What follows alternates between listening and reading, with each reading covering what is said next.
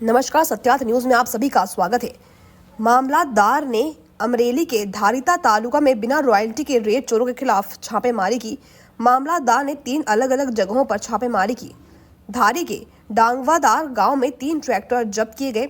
हिमखीम दीपाड़ा से एक dumper truck जब्त किया गया। कमी केरला गांव से एक ट्रैक्टर जब्त किया गया। धारी मामलतदार ने 60 लाख कीमत के 5 ट्रैक्टर जब्त किए। संजय वाघेला की रिपोर्ट अमरेली से।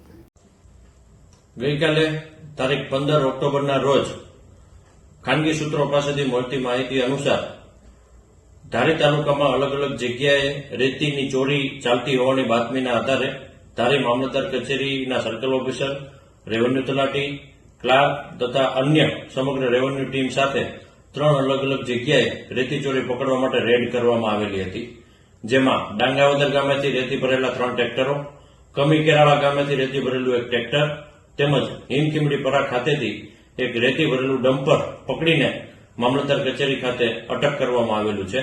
આ તમામ મુદ્દામાલ 60 લાખ જેવો મુદ્દામાલ સીઝ કરીને આજરોજ ખાણ ખનીજ વિભાગને જરૂરી દંડ વસૂલ કરવા માટે લખવામાં આવેલું છે।